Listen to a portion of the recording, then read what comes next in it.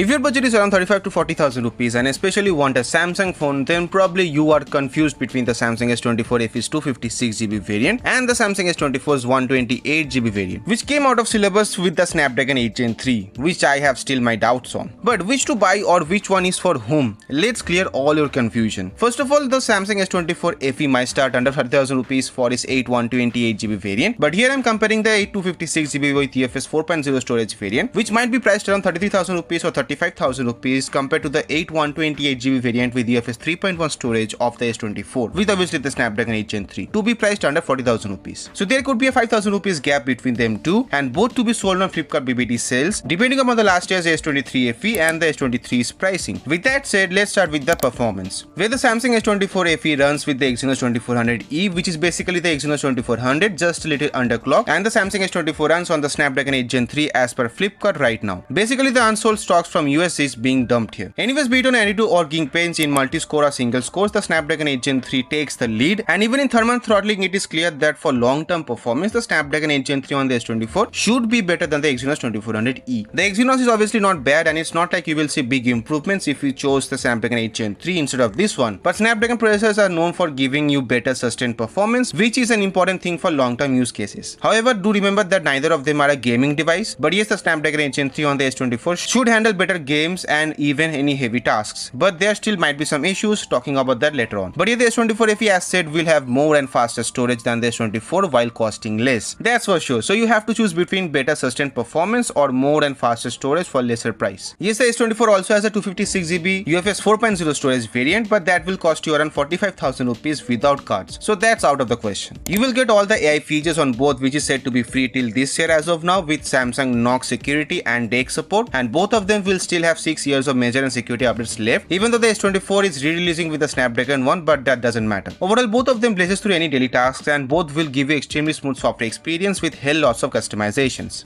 Now you guys must have wondered, where do I get this accurate pricing of last year's phones? Well, I use this awesome tool called BuyHatK, which you can download from the link in the description section below, or you can even download and install it from the Chrome Web Store. After that, open the platform whichever you want to buy a product from and search for the product. And then the first option you get to see is this compare option, where you get to see the same product's pricing in different platforms, which will help you to compare the product and buy the product at its best available price. Also in the sidebar, you can see the price history of the particular product, where you can see last 1 year's detailed pricing of the particular product, like what was the highest price of the product, which was the lowest price of the product, which is the average pricing going for that particular product, and also you can see last year's BBD sales price. And also with the help of this price graph, you can truly check whether the particular product is truly in a discount or it's a fake discount. And also you can set the price alert for the particular product, like it will automatically notify you if the product is available again for its cheapest price. Also you can set the desired pricing for the particular product, and it will again automatically notify you once the product hits that pricing. You can also use the auto coupon feature during the checkout, where it will automatically apply multiple free coupons, and that will help you to get the product at even cheaper price. And on the same side, but you can get to see the product lookalike, where you can easily find similar products related to your product. And also you get the spend lens option, which shows your total spending in the platform and also the number of products you have ordered till date,